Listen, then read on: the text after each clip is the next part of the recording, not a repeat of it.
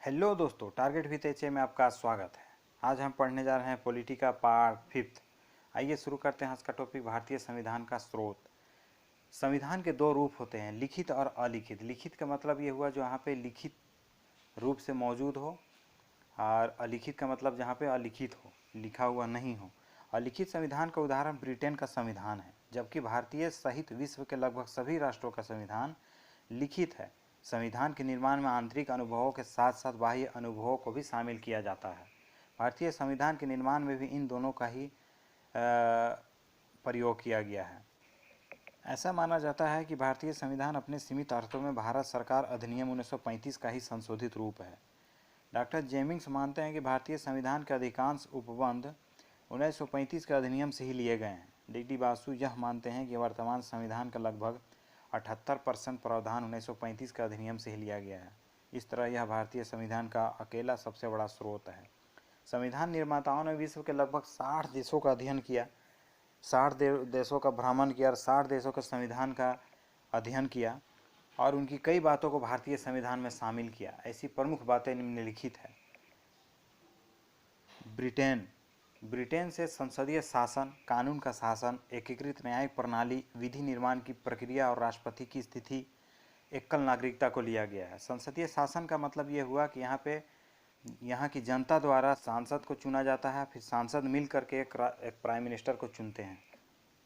कानून का शासन का मतलब कानून का शासन होगा, कानून सबके लिए बराबर होगा, यहाँ पे सबके लिए रूल एंड रेगुलेशन बने हुए हैं। एकीकृत न्यायिक प्रणाली, विधि निर्माण की प्रक्रिया का मतलब ये हुआ कि कैसे यहाँ पे कानून समय समय पर बनाए जाएंगे, इसकी प्रक्रिया ब्रिटेन से ली गई है। राष्ट्रपति की स्थिति क्या होगी, राष्ट्रपति का क्या पद होगा, उनका काम क्या होगा, क्या नहीं होगा, उसकी क्या स्थिति होगी, उसके बारे में भी हम ब्रिटेन से लिए हैं। एकल नागरिकता का मतलब ये हुआ, भारत में 28 राज्य और 9 केंद्र शासित प्रदेश है, तो हम जब भारत की नागरिकता हमको मिल जाती है तो हमें अलग से किसी स्टेट या केंद्र शासित की प्रदेश की नागरिकता लेने की ज़रूरत नहीं है। जैसे अमेरिका में क्या है कि 50 स्टेट्स है, हमको स्टेट्स का भी और अमेरिका दो हमको नागरिकता लेना पड़ेगा। जैसे मान लीजिए कोई न्यूयॉर्क में रह रहा है तो उसे न्यूयॉर्क का भी नागरिकता लेना पड़ेगा, ऊपर से अमेरिका का भी नागरिकता लेना पड़ेगा, है कि वहाँ पे डुअल नागरिकता का प्रावधान है। और भारत में ऐसा नहीं है, भारत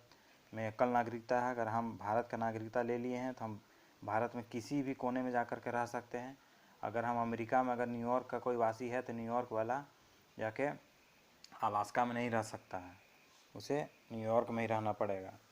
तीसरा, रूस से मूल कर्तव्य लिया गया है। मूल कर्तव्य किसी भारतीय नागरिकों के लिए नहीं है, ये बल्कि भारतीय सरकार के लिए है। भारत सरकार का नागरिकों के प्रति क्या कर्तव्य होगा उसके बारे में दिया हुआ है, जो रूस से लिया गया है। चौथा है फ्रांस से गणतंत्रात्मक शासन व्यवस्था लिया। गणतंत्रात्मक शासन व्यवस्था का मतलब यहाँ पे चुनी हुई सरकार होती है। यहाँ पे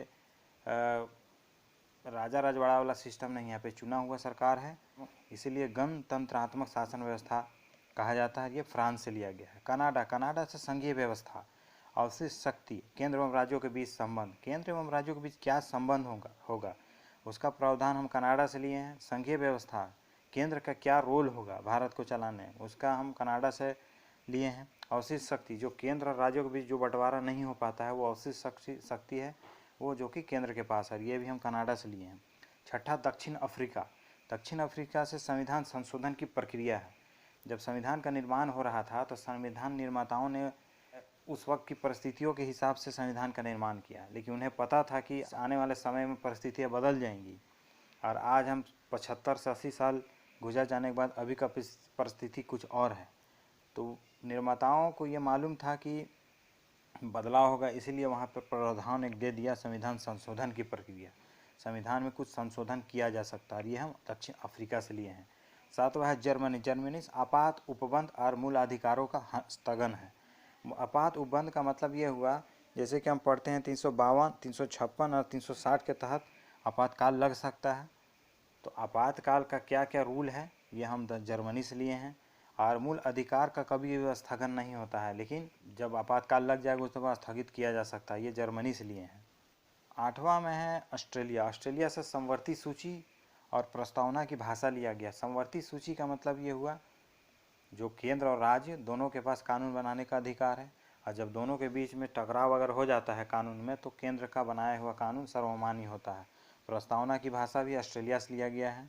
9वां, आयरलैंड से नीति निर्देशक तत्व, राष्ट्रपति का निर्वाचन मंडल, 12 व्यक्तियों का राज्यसभा में राष्ट्रपति द्वारा मनोनयन। सब इसके बारे में आगे पढ़ेंगे, जब राष्ट्रपति पढ़ेंगे तो बस इतना जान लेना कि आयरलैंड से क्या क्या लिया गया है। आज के लिए बस इतना ही। आज का वीडियो कैसा लगा दोस्तों कमेंट करके ज़रूर बताएं। चैनल में नए हैं तो चैनल को लाइक करें, शेयर करें, सब्सक्राइब करें। जय हिंद।